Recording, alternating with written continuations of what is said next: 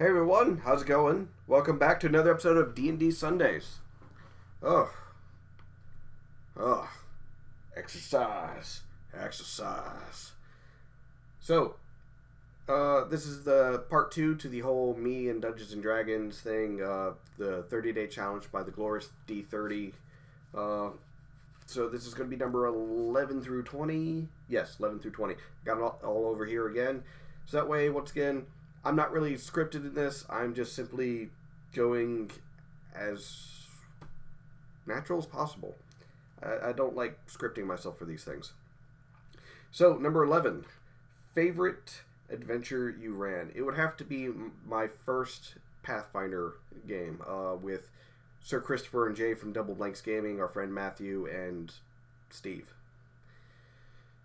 With all the antics and everything that they did together as a group, and when they worked together, they worked like a well-oiled machine when they worked together. That has a very special place in my heart because it was just so much fun to me.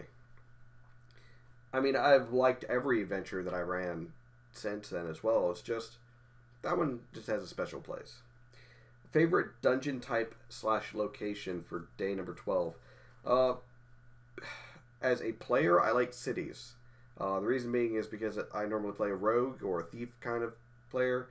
And there's been a number of times that I essentially used the houses as a means of losing the guards. Basically, like breaking into one house and, boarding up the side that the guards are chasing me on, and then running out the back door into another house and breaking into it and using it instead. And just like leaving a trail of houses that have been broken into. And essentially eating up the guards' time because they have to like get through each one and see if I'm still in that one or not. Yeah. Favorite dungeon or location to run as a dungeon master, though? That would have to be the ancient tome kind of feel. I like the ancient tomes. Like, kind of imagine like you're stumbling upon something that has been long forgotten by time and by society. No one knows what this shrine was once to, simply that it's falling apart. Number 13, favorite trap and or puzzle.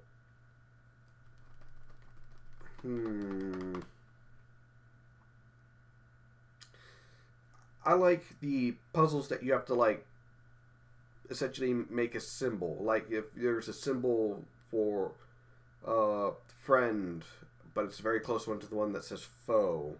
And you have to like change the symbol by like sliding stones or carving it into something to make it say friend, and then it'll open for you. I like puzzles like that because if you use like an ancient language for it, maybe the players have heard of it and they know little bits of it, but once they figure it out, it's so much better. And then if they get it wrong, well, then they have to fight through an encounter or maybe trap springs on them. Favorite NPC? Without question, Gob the Goblin, also known as Dr. Eugene Fiddlesticks. A grumpy, sour, bitter, depressed goblin who is depressed because he realizes he's the pinnacle of his race, and it's maddening because it's like there will never be another goblin as intelligent as him. So whenever the players run into him, he can either be found as just a normal shopkeeper selling and peddling potions and bombs and so on. Other times they run into him, he's a legitimate doctor and he's just going around trying to heal people. It depends on what the adventure calls for. Favorite undead for number 15. Favorite undead. Oh. Part of me says liches because it's just such a classic creature when it comes to Dungeons and Dragons.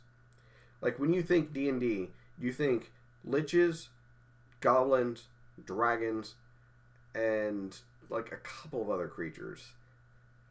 But, honestly, I would have to say vampire would be my favorite undead.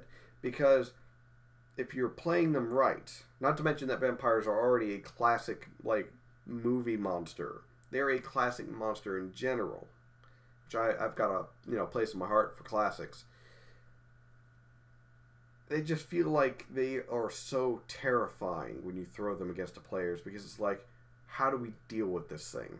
it regenerates. It can heal by hurting us. It can charm us to make us fight against each other. Things like that. Number 16, favorite ooze, aberrant creature. Favorite ooze and or aberrant. My favorite ooze would have to be the gelatinous cube.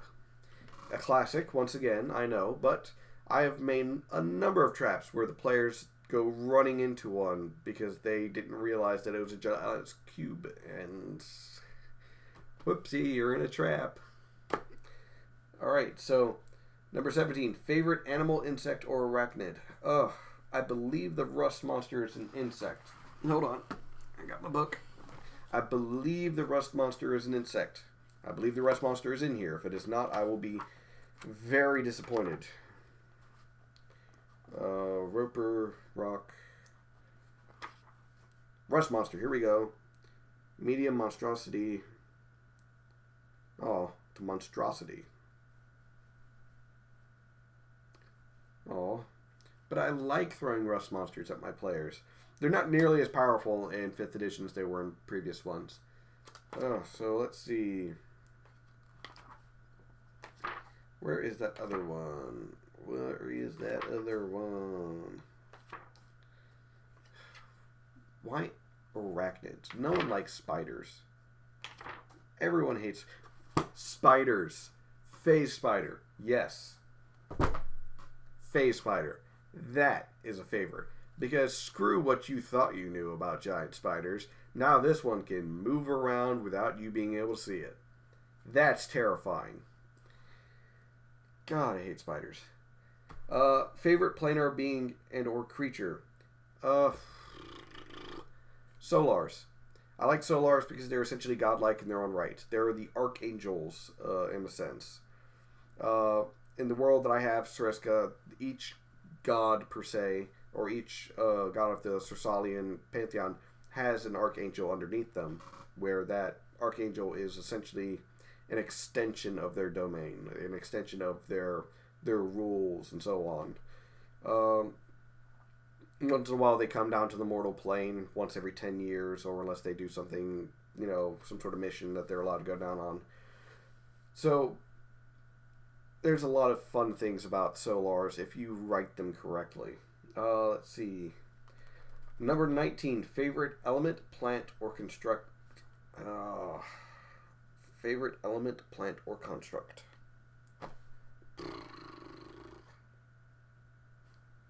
Assassin vines. Because nothing says, I thought I was having a peaceful walk through the jungle or a peaceful walk through the forest. Like, I'm going to move these vines out of the way, and all of a sudden those vines are strangling you. You thought you were having a peaceful walk. You were not having a peaceful walk.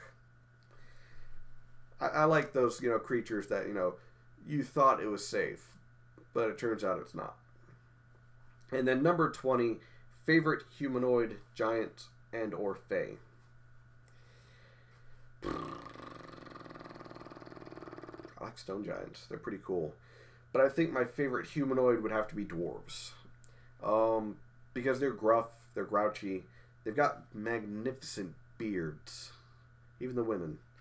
But most of all, when it comes to dwarves, they are all about that craft. They can appreciate fine craftsmanship. They can spot every little flaw and perfection throughout an entire design just by looking at it. Because, well, they're dwarves. They dedicate themselves to an art and master it. That is what they do.